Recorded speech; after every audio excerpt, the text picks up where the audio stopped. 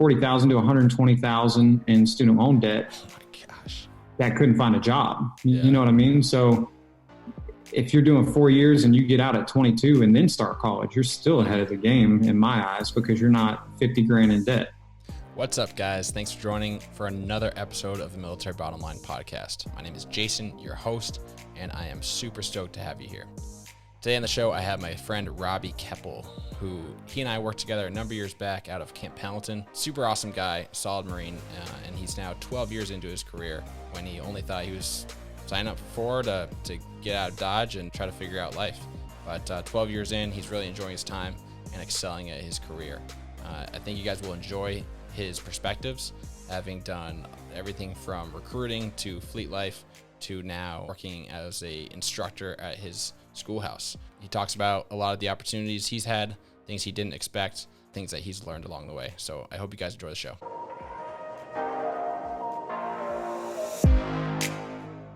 Welcome to the Military Bottom Line podcast, where we learn from veterans and those currently serving how to make the most out of a military contract. We're here to motivate, inspire, and help you leverage your service to positively impact you professionally, personally, and financially during your military career and beyond. What's going on, Robbie? Thanks for joining. Absolutely, man. Appreciate you having me. Yeah, I'm looking forward to hearing about your career. I know it's been a couple years since we worked together, and you've done a lot throughout your career thus far, but give us an idea of like kind of when and why you decided to join the Marine Corps. Sure. So I would say going through high school, I had zero intentions of joining the military whatsoever, especially the Marine Corps, the branch that I ended up joining. I always thought the Marines were bullet sponges, if you will. Had no idea that Marine Corps offered as many things as they do. A buddy of mine, Ty Jones, and another buddy, Chris Jacobs, ended up joining the Marine Corps. And we did the buddy program. None of us ended up going through boot camp together, unfortunately, but we all joined together. It was something that I didn't necessarily have a whole lot of stuff in my hometown of High Springs, Florida, to fall back on after high school. Didn't really want to go to college. Had no idea what I would want to go to school for in the first place. So just kind of went with the flow and went with those guys. Always was into sports, always loved the outdoors, things like that. So figured the Marine Corps, I'd give it a shot and see how it went. And 12 years later, here we are. So Nice. Never intended to join in the first place. You know, never expected to do 20 years out of it. But, you know, here we are. I've loved every day of it, you know, with the exception of few. Yeah. I would agree. But for the most part, man, yeah, it's been really good to me, and I'm really glad I joined. So Nice, man. Yeah, I got to admit, I signed up in like 2010 timeframe, and I was like, I didn't know anything about the Marine Corps, like the whole bullet sponge. Like I was like, yeah, signing up for the Marine Corps during a time of war. That's that's how it's going to go. So I think we can both speak to sure. That's not the case. So if anybody's feeling that way. Yeah, man. So what did they end up having you do? What's your career looked like as far as jobs go? Sure. So I originally joined for aviation electronics. That was my program that I joined under. I intended to work on helicopters or something of that sort, and ended up being an air traffic control radar technician. So went for basic electronics here in Pensacola, Florida, where I'm at now as an instructor, but originally came through and had no idea, exactly what field I was going to be in. Was just kind of hoping to get in that field of, working on electronics on any kind of aircraft, really. Cool. And a buddy of mine was going through the program here in the radar course and, talked pretty highly of it. So that was one of my choices, and I went with it. It ended up being a really good job in a really small community. I will say that my experience in the Marine Corps is probably not like most. Okay. How so? Yeah. In the community that I'm in, I think total between radar, communication, and navigational aids in our community, we only have about 300 to 400 Marines total, Marine Corps wide. Wow. So when you talk about 180,000 people, our community is very small, compared to the vast majority of, infantry is massive, whereas we are very tight-knit, more of like a family environment. So So it's, probably most people within your MOS and within your field. Absolutely. You think that's very, is very that a good close. thing or a bad thing? I would say it's a good thing, man, because, regardless of where I go, I'm always going to know somebody there, whether it be, somebody that I served with, 5, 10 years ago. Yeah. It's almost like, we never stopped hanging out or whatever. I have them to call to give me pointers or help me out with the move or whatever. So it's always good to know somebody. I mean, granted, there's always going to be those couple people that you don't necessarily care for, that you wouldn't want to work with again. But, being that we're in a small community, you're going to see everybody a couple of times. So don't burn bridges. Pros and cons of everything. So. Yeah, absolutely. Right on. So when you joined, I mean, it was not by any means your plan. But as you were kind of like learning about it and like recruiters were talking to you, was there anything in particular you were hoping to get out of a contract? So initially when I joined, I just wanted some kind of stability because I knew that, I moved out on my own when I was 17. I got my own place with a buddy and realized how tough it was to make ends meet at 17 years old and didn't want to continue on that path. So I wanted some kind of stability. Which the Marine Corps gave me a place to stay, gave me food and, to eat and all that good stuff and a decent paycheck at 18, 19 years old. Yeah. And wanted to, in my mind, I want to get some kind of degree at some point. But as the years passed, I just kind of realized that I was looking for something else as a Marine that, I didn't necessarily need to look for anything else because I was happy with what I was doing. And I, like I said, never intended on staying in the Marine Corps. But, as it went, just decided, hey, I'll give it another 4 years, and another 4 years passed and did another 4. So at this point, it's just doing 8 more and I'll be retired. So, I got 8 years to figure out what my actual career in life is going to be. That's a pretty good timeline. Some people are trying to figure it out right now. So can't blame you for that. It's kind of funny because when I joined, I was like, oh man, like 20 years, I get retired. Like I only have to do 20 years. Like, yeah, let's just do that. And 4 years later, I'm like, I don't know if active duty forever is the thing for me. But I feel like that's often, the people that like kind of join, like they don't have a super like, they haven't defined what they want out of it. I feel like they're the ones that end up finding that they enjoy it and are willing to do the 20 years where, people that build it up in their head, like myself, like 20 years, like that'll be a breeze. So then, It'll be a breeze. Yeah. I would say the first 4 years was the longest. You're always, most 90% of the people that you talk to in their first contract is like, oh, I only have 1 year and 3 months and 5 days left. Yeah. Like they literally break it down to the day. So once you stop thinking about your initial, enlistment and you're just doing it as a career, time flies. Yeah. But in your first 4 years, it's like time drags on. You're doing all the, initial training and all of that. So time goes by very slow as a lower ranking individual. But once you do your first enlistment, I mean, time's flown by, man. So have you enjoyed it? Like, do you enjoy this year more than you enjoyed your first year kind of thing? Or I would say it all has its cool parts. When you're first joining, you're still real green and you have no idea what you're doing.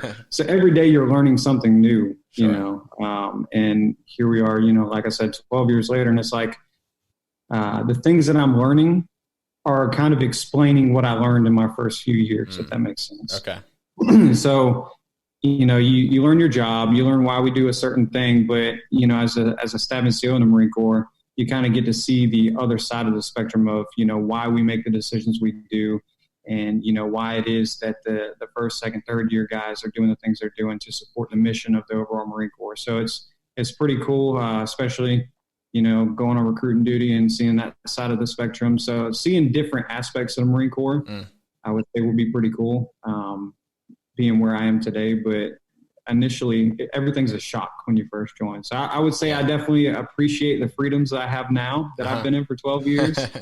Yeah, no doubt. But it was definitely, I had a blast in my first couple of years in, man. So. Cool. Would you, I mean, at 12 years looking back, would you have done anything differently in the beginning of your career? Yes. I would have saved a lot more money. Okay. I partied a lot in my younger years in the Marine Corps. as a lot of guys do, being in the barracks and not really having a whole lot to do, go out on the town and enjoy yourself, which you should. But I would have done it a lot more in moderation and put a little bit more away. Sure.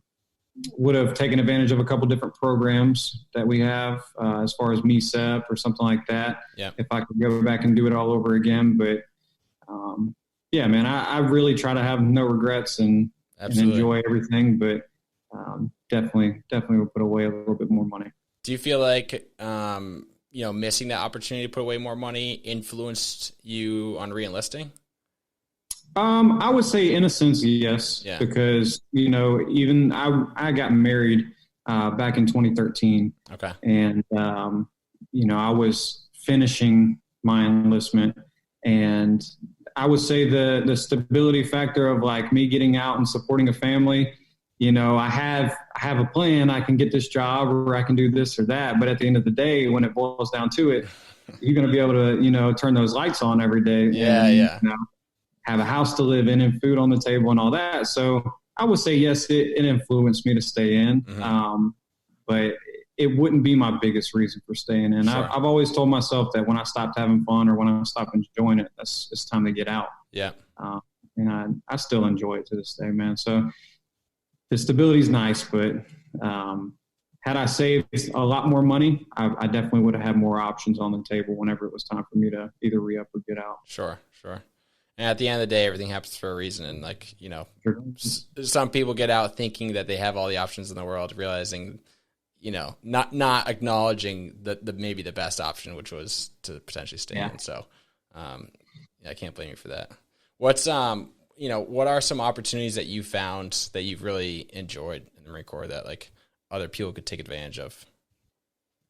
So I didn't initially really care to travel when I first joined. But being able to travel to all the places that I've gone in the last, 11, 12 years is incredible, man. I haven't paid for a dime of the travel that I've done other than going home on leave or, whatever. But being able to go to California, the Philippines, Thailand, Guam, Wake Island, Hawaii, North Carolina, South Carolina, Florida. I mean, it's the opportunities for travel are endless. And that's something not a lot of people think about.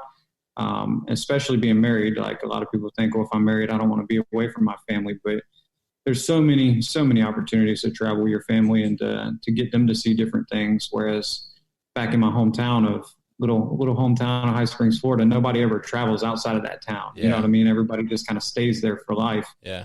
And being able to go back with that experience and kind of view things from a different perspective, because you see the way a lot of other people live, and you have a newfound respect for, people's cultures and the way people live their lives. So the travel has been awesome. And the fact that they pay me a little bit more every time I travel is pretty cool too. Yeah, it ain't bad. It's worth noting, because I believe when we were at Pendleton together, that was your first duty station, right? Yeah. So I remember we were in a non-deployable unit that first time around, and we were like, wait, I know I was like, I thought there was travel involved in this. Like, sure, I'm out in San Diego. That's great. But what about all the other travel that you guys promised me? So, sure. How long did it take, other than, a couple of schoolhouses and your first duty station?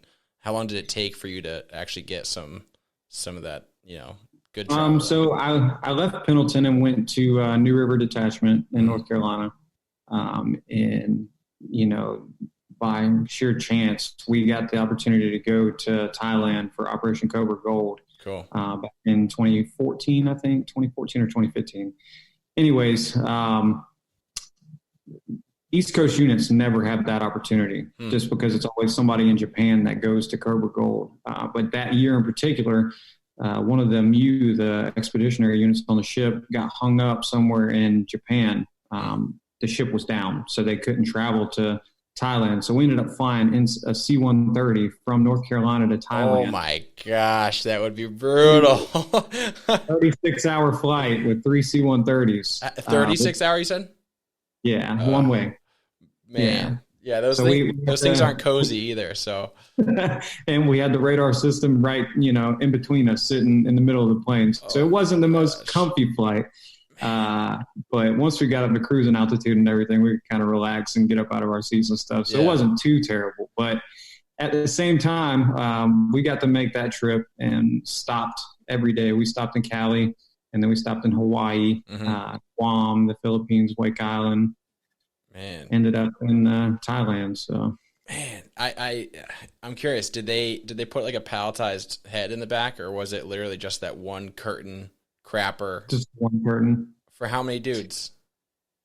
We had 10 on each stick, plus the 3 in the cockpit, and then the crew. So you're 17, 18 people. Man, dude, that's rough. That's rough. It was super last minute, man. It was one of those things that, hey, can you guys support this op? Yeah. You got 24 hours to, man up and get on the plane. And that's one of those things where it's like at the time you're flying that thing, you're like, this freaking sucks. But looking back at it, that's a good memory. So that's awesome. For man. sure. But yeah, no, it's worth noting, I feel like, for other people that, like, just because you look at the opportunities, the first contracts, it doesn't mean they don't exist. And I would say too, man, my job has a lot to do with, the amount of travel that I get to do, as you well know. I mean, your job kind of determines how much travel you're going to do. If you're going infantry, chances are you're going to get to travel and deploy and all that stuff. If you're doing some kind of ground related MOS, you're going to have the opportunity to travel. I can be stationed at an actual air station where it's basically like an airport. We work from 9 to 5 essentially, or unless we're on 24-hour operations. So you can be there for 3 years straight and never go anywhere, or you could go to a deployable unit and deploy 3 or 4 times in 4 years. It all depends on what your job is. So. Yeah. It's either, it's kind of luck or not, depending on what you're looking for out of your experience. But it's all whatever card you're dealt, and so. Yep. Right place, right time. Yeah, whatever the Marine Corps needs, which is, it can be great and can suck. So Absolutely. Just have a good attitude, I guess, is what it comes down to. Absolutely.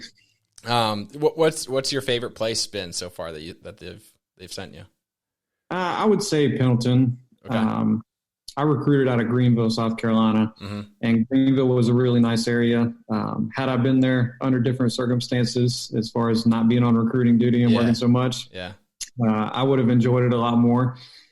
But Pendleton had everything, man. As you know, they had great food, great environment, great weather, I would say great people, but not so much. You got a bunch of wealthy, stuck-up people out in Cali, but it's SoCal. Yeah, it comes with the territory essentially. So sure, but it's an awesome place, man. You can go surfing and snowboarding in the same day. I mean, that place in itself is pretty amazing. So that I would have to say that's my favorite. Yeah, I would. It was a good time out there for sure. Yeah, but awesome. So you said you're an instructor now at the schoolhouse.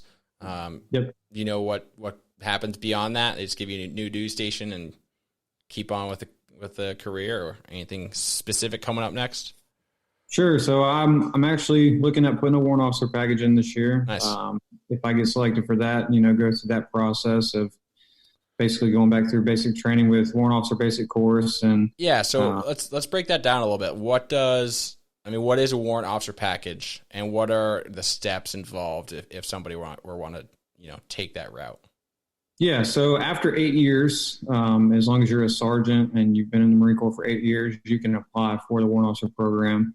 And essentially what it is you're applying for one of the positions as a subject matter expert, if you will, in your community. So a lot of people think you're either enlisted or just regular commissioned officer, whereas you can go enlisted, and then if you decide you want to switch over to the officer route, you can do warrant officer as well.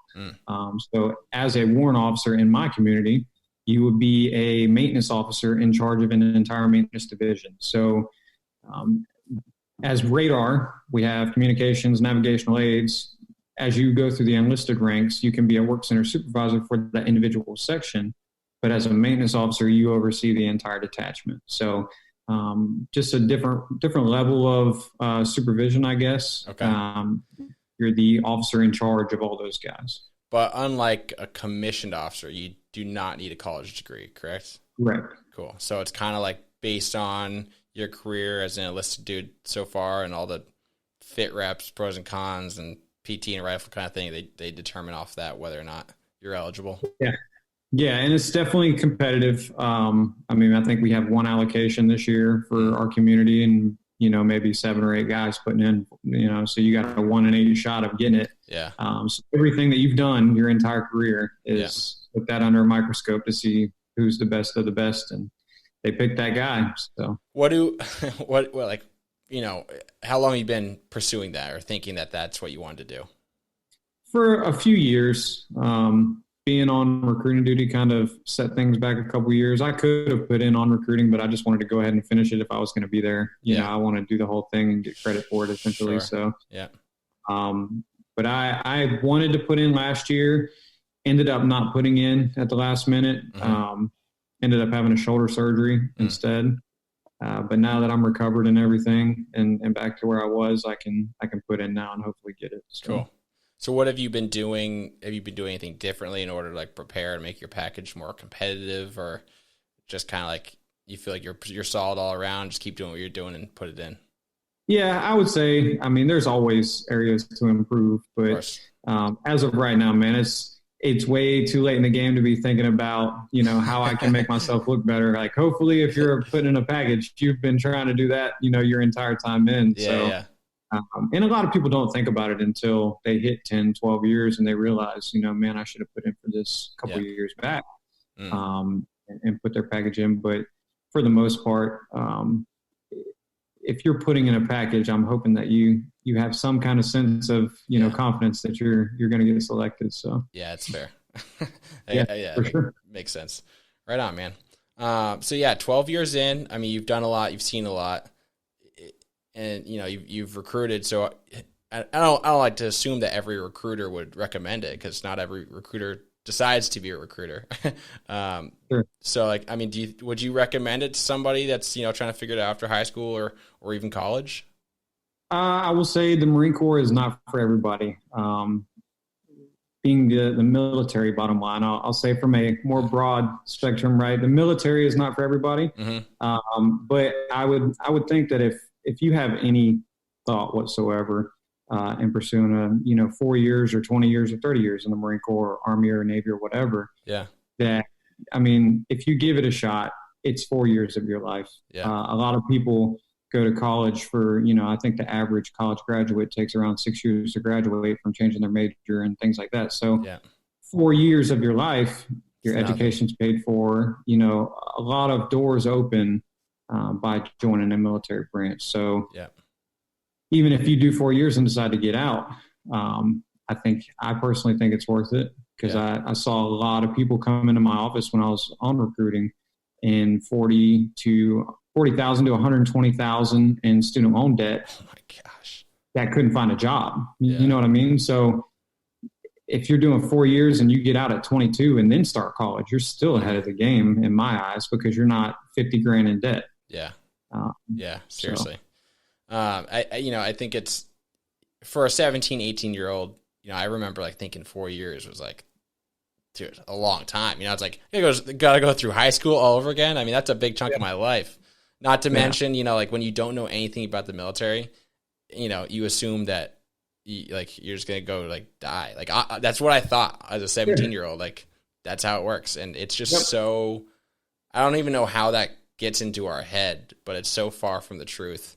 I will say that's the biggest thing that I learned in those 3 years was how little educated America is in general about the military. If you walk down the street and ask a random person what the capabilities of our military are, they're going to look at you sideways because they have zero clue as to what we actually do. You know what I mean?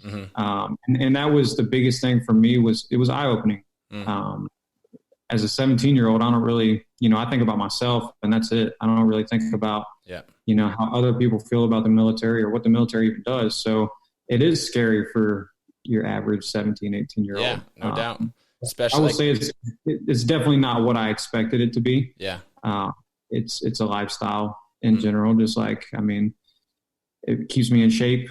It helps me to eat good. Because I have to make healthy choices as a Marine, right? Sure. So it's not just going to combat every day or whatever. You have a good job. So yeah. I think I would recommend it. I'll say that. Do you feel like your mindset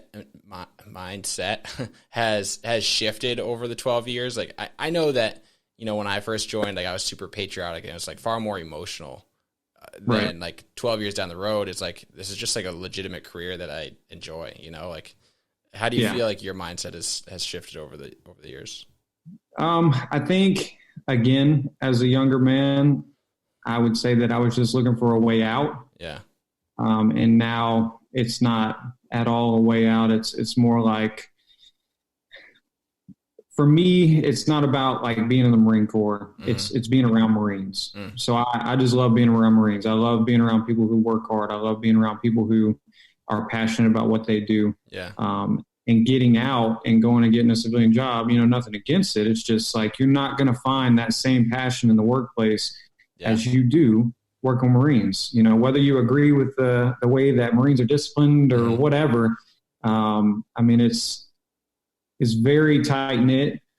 When I first joined, I didn't really care about that. I wanted a way out. Yeah. And I've learned to appreciate after hearing from a lot of the guys that got out that I knew really well, hearing their experience with getting out and working in the civilian world. And, not that they couldn't transition, but it was just a shocker of like, these guys don't even want to be here. Why do they work here? You know what I mean? So like, yeah, man, it's a different environment, different mindset going to work every day. It definitely is. And I think it comes across as like such a cliche, like, oh, we just enjoy, hanging out with other Marines and that life. But, like, people in the Marine Corps, like it's still a career and, you need a paycheck, but it's just not the same as a civilian job. Like, as a reservist, like I've worked a civilian job and it's like, everybody's just there because they have to be. Nobody like particularly likes what they do. It's just, it's a requirement, and so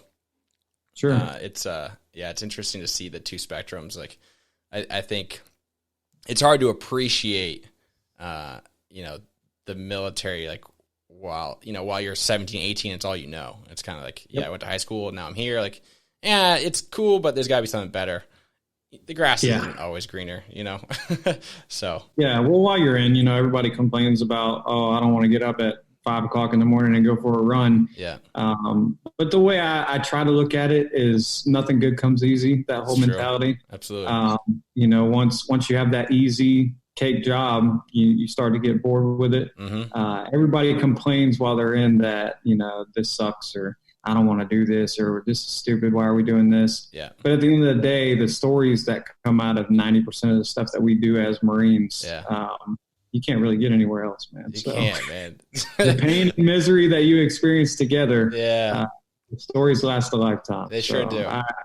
I enjoy it. I try to make the best of it, man, because even if you're doing 4 years or 30 years, if you want to be miserable, you will be miserable. If you want to enjoy it and have a good time, you'll have a blast. Yeah, so that's it. It's all about perspective.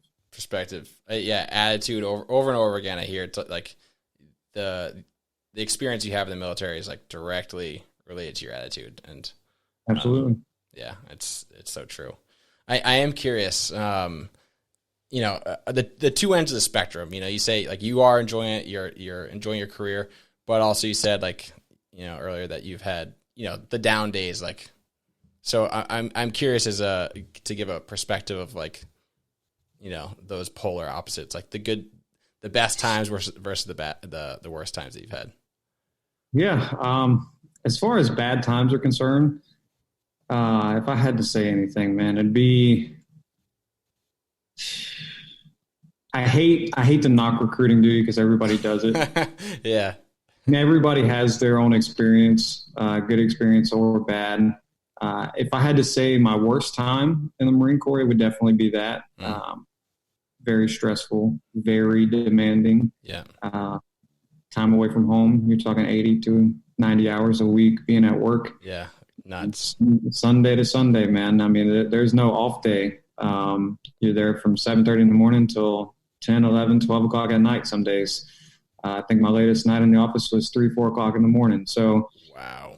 What the heck are you doing at 3 o'clock in the morning? You're not calling people. There's always something to be done, bro. Man. But as far as the first term, for guys that are joining and thinking about the good and the bad times in the first enlistment. Yeah. I mean, obviously boot camp sucks, man. Yeah. Any initial training that you're going to do, it sucks. But at the same time, I think it all goes back to the whole attitude thing, because there was plenty of times throughout, my initial training pipeline that, I had to be disciplined and, keep a straight face and my mouth shut, but I was just dying laughing inside. I mean, like there's tons of fun times that you have throughout those, but the environment is it's terrible. So, yeah, sure.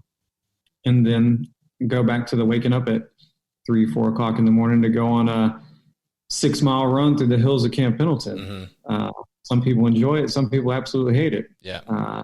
It's just all based on what you enjoy. So, bad times, I can't really say that I've had too many, other than dealing with some bad leadership at some points. Sure. Your leadership kind of defines the kind of experience you're going to have at any given unit, and decision making can be, make or break a unit. Yeah. And I've witnessed some very bad experiences and some bad decision making at units that I've been at that kind of took a toll on me. Just knowing that, there's nothing I can do about this. At the end of the day, what they say goes. Mm-hmm. So I honestly feel like, the higher up you go in the Marine Corps, the Army, or whatever, you have the opportunity to right some of those wrongs and kind of be that positive influence on somebody that, you don't want them to experience like you did. So definitely. I would say it's not too many bad times, man, at the end of the day. That's good. And what about the highlights? What are some highlights? Time's flown. I got 8 years left, and I'm gonna buy a sweet boat and go fishing every day, man. There you go. That's my life plan. No, it's been great. It's the Marine Corps is always taking care of my family. I'm a big family man, and just like to be a provider. The Marine Corps has definitely helped me provide. I've never had a bad thing to say about them treating my family right or taking care of us. Yeah. The travel has been awesome. The experience of recruiting duty, even though I hated every minute of it, it was great in a sense that it gave me a new outlook on the Marine Corps and took me to a place that I never would have been stationed had I not gone on recruiting duty. So Greenville, South Carolina, awesome place. And again, the people is what I always go back to. Like you, man, I never would have met you had it not been for the Marine Corps. That's true. I never would have met 99% of what I consider to be family had it not been for the Marine Corps. So the highlight, my number one highlight would definitely be the people. Right on, man. Yeah. That's so true. I mean, it blows my mind. Like, without a doubt, some of my best friends are a product of me joining the Marine Corps. So it's like it's undeniable. But that's good, man. Awesome. Well, I appreciate you sharing your story, your input, and even being honest about your perspective with recruiting, because absolutely, it's always good to have the full spectrum of perspective. So absolutely. But yeah, well, I appreciate you having me on, brother. This is awesome that you're doing this podcast. Hopefully, it blows up soon, man, because I feel like you could reach out to a lot of people and give them some kind of insight before they join and get blindsided. So, thanks, man. I really appreciate that. Absolutely. Good to see you, dude. Keep it up. You too, bro. Hey, thanks for tuning in. I hope you guys enjoyed that episode with Robbie Keppel. If you guys haven't already subscribed to the YouTube channel, I'm about to start putting out some interaction with you guys one-on-one where I talk about different opportunities specifically and how to take advantage of those opportunities. Everything from college to traveling for free and as a vacation and different things like that. So if you haven't already subscribed to the YouTube channel, it's Military Bottom Line on YouTube, and hope to see you guys there.